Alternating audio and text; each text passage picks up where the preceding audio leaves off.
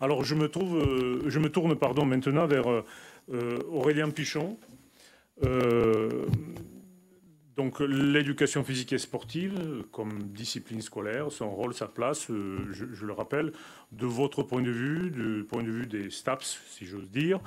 Euh, en vrac, les contenus, toutes les questions qui nourrissent le métier, notamment dans la formation initiale. C'est d'actualité, la formation initiale, une réforme qui est en cours, qui est un peu contestée.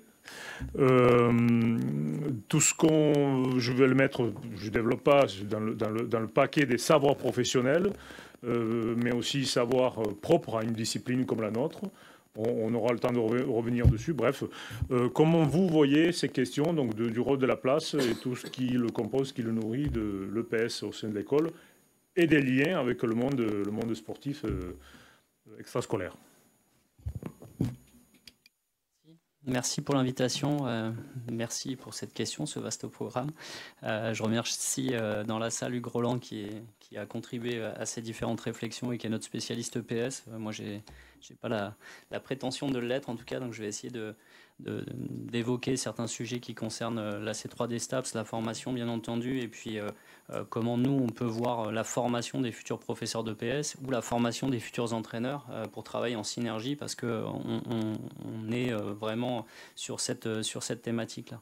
Je ne vais pas revenir sur les très longtemps sur les différents objectifs de l'EPS, entre le développement physique, le développement social, émotionnel, la promotion des valeurs. Je pense que vous avez dû discuter ce matin sur l'héritage des JO, sur peut-être l'accompagnement et la promotion des différentes valeurs de l'olympisme, le respect, l'amitié, l'encouragement, le leadership, etc. Enfin, l'égalité, l'inspiration, le courage. Comment nous, on peut aller vers... on va dire le développement de la pratique et le lien avec les clubs sportifs. On est plutôt sur la vision d'une formation d'un professeur d'EPS qui va être un contributeur, bien entendu, des apprentissages disciplinaires, mais aussi des apprentissages transversaux. Je pense que Jean-Marc en a parlé tout à l'heure. On aurait tendance, dans la future réforme, et on l'abordera peut-être tout à l'heure, à vouloir favoriser... le développement des apprentissages transversaux avec le rôle du professeur d'EPS comme étant quelqu'un de central sur l'accompagnement, par exemple, de l'apprentissage des maths et de la physique à partir de l'étude du geste sportif, de développer les coopérations interprofessionnelles. Parce qu'on pense que ça peut aussi contribuer à l'épanouissement des élèves dans le champ ou en parallèle à l'EPS.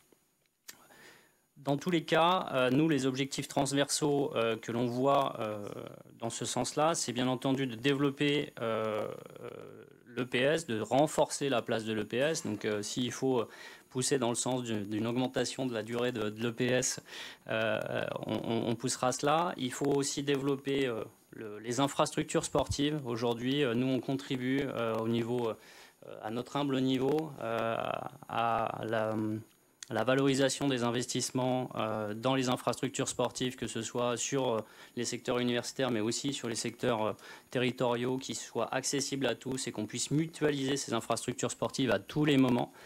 Je pense qu'aujourd'hui, on a un déficit d'accès aux infrastructures sportives, qu'elles soient on va dire territoriales ou qu'elles appartiennent à des collèges. Parfois, un club ne peut pas accéder à une infrastructure sportive d'un collège parce qu'elle n'a pas été construite et pensée pour une mutualisation globale. Et ça, c'est un frein à la pratique. Quand on n'a pas d'infrastructure, on ne peut pas pratiquer. On promeut aussi la diversité des pratiques pour favoriser et obtenir l'adhérence des élèves. Pour ça, on pense à la diversification des formes de pratique et l'adaptation des modes d'entrée pour maintenir une motivation chez l'élève. Ça, c'est vraiment déterminant aujourd'hui de ne pas rester sur des standards, on va dire, historiques, qui sont parfois malheureusement le cas, pour favoriser à l'adhérence de tous les publics. Et là, je vais faire peut-être une incise sur la nécessité de féminiser les pratiques en EPS, parce qu'on a parfois certaines études qui montrent que le ressenti des femmes ou des élèves féminines au regard de l'EPS est un peu plus péjoratif que celle des garçons ou des hommes. Donc peut-être qu'il y a aussi un regard spécifique à porter sur ces questions-là. Et nous, on a un rôle dans ce cadre-là, dans le cadre de la formation des futurs professeurs d'EPS, pour peut-être donner plus la place aux élèves féminines dans les pratiques qui sont proposées.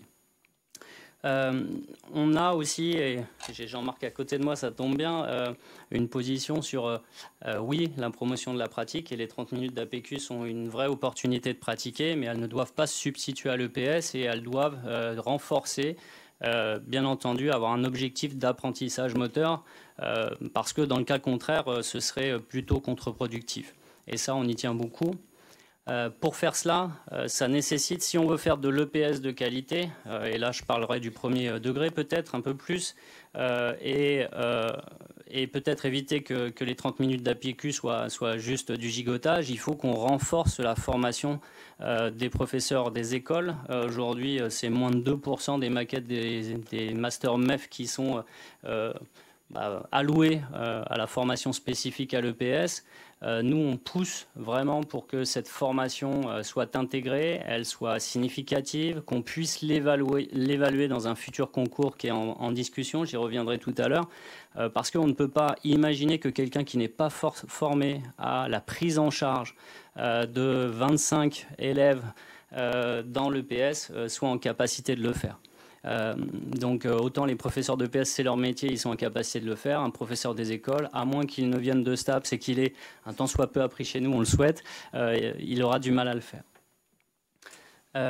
C'est favoriser l'inclusion quand même de tous et de toutes, même si je conçois qu'il puisse y avoir des temps réservés, et je pense que c'est souhaitable en effet. On est pour la promotion dans nos formations à l'extérieur du sport partagé, du sport coopératif, du sport coopétitif, parce que c'est aussi l'objectif de l'école de permettre à tout le monde de fonctionner en société et de développer les valeurs de l'EPS et les valeurs du sport qui sont souvent assez proches.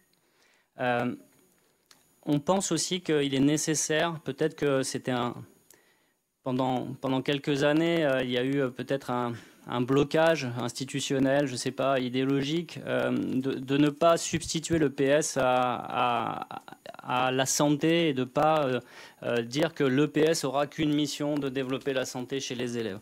À force de s'éloigner de cela, peut-être qu'on en est trop loin aujourd'hui, et nous, on est plutôt dans notre approche pluridisciplinaire de se dire que le professeur d'EPS doit être celui qui va promouvoir la santé chez les élèves, qui va peut-être être en capacité demain d'évaluer sa condition physique à plusieurs âges, de façon à pouvoir suivre son développement et, on espère, inverser la courbe aujourd'hui de l'inactivité physique et de la sédentarité qui conduit à des conditions physiques chez les élèves qui sont relativement dégradées.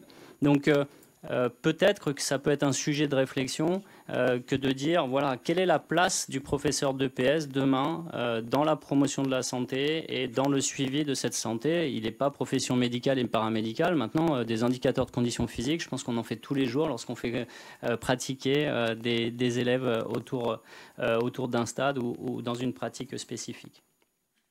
C'est aussi, bien entendu, renforcer le lien entre l'EPS et le secteur sportif. C'est on va dire, systématiser le rôle de l'UCEP dans le cadre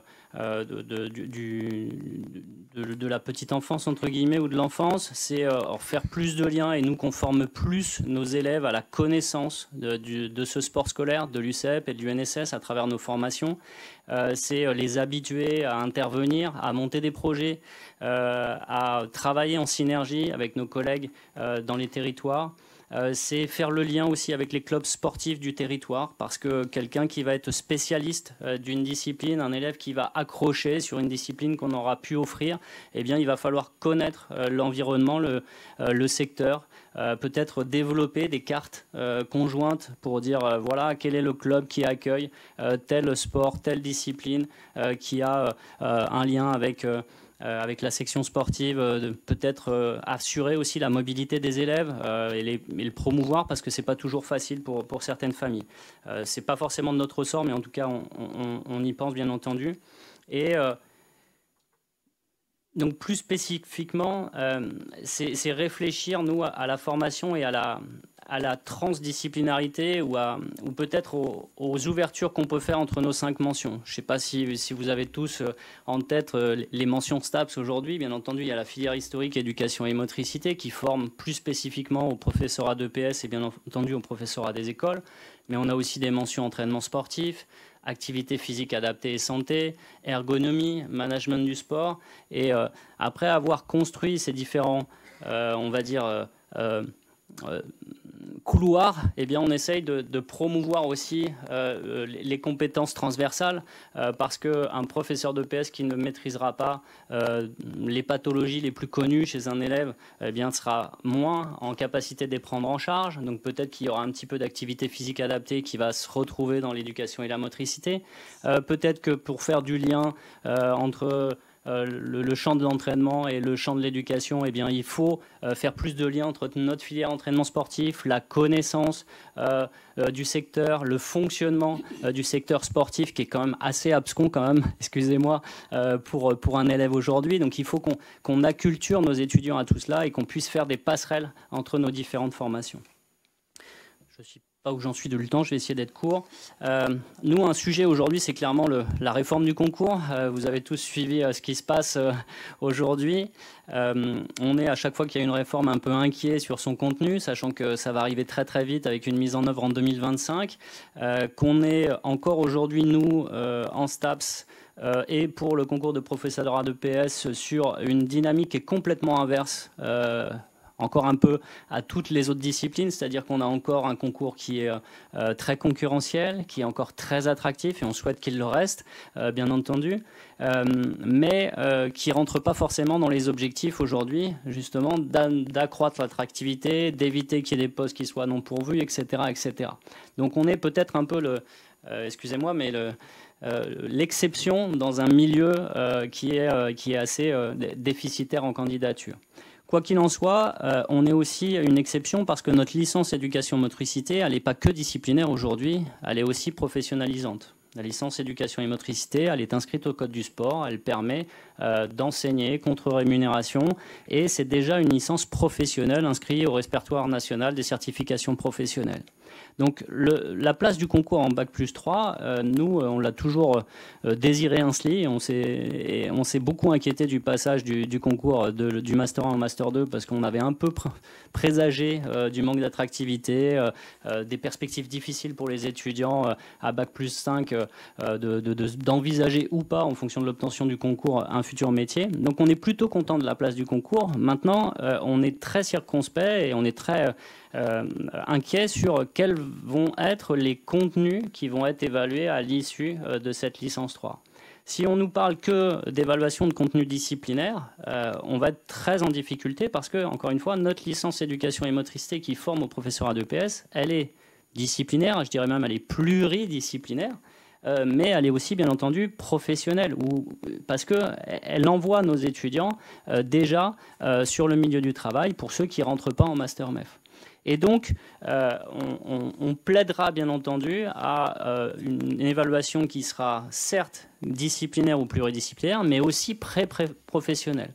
Alors, dans les premiers travaux qu'on a vus, on a un peu l'impression, et vous me rassurerez ou pas, que ça va un petit peu dans ce sens-là, où on a tendance à penser que le gouvernement veut nous amener vers un concours disciplinaire, mais aussi avec des acquis pré-professionnels, avec des mises en stage aussi obligatoires pour passer le concours. Mais nous, on y sera très, très clairement très, très vigilants. Et puis, en fonction du contenu et de la place de ce concours-là, on ne voudrait pas qu'il y ait une déviance qui s'installe dans nos UFR et que la licence 3 soit qu'une préparation au concours, parce que ce serait pour nous un retour en arrière justement sur cette pré-professionnalisation. Et puis, si on parle cette fois-ci du concours de professorat des écoles, on a de nombreux étudiants aussi qui vont dans le concours des professorats des écoles. Eh bien, si on peut pousser vers une évaluation avec un petit peu d'EPS quelquefois sur les questionnements ou sur la sélection des candidats, bien entendu, on y sera favorable, parce que si on n'évalue pas, clairement, les gens ne travaillent pas ces contenus-là et n'y sont pas éclairés. Enfin, quelque part, les modalités d'évaluation construisent un petit peu le programme. Voilà, j'espère que ça n'a pas été trop confus et je vous remercie en tout cas pour cette invitation et cette occasion de discuter de ces différents sujets.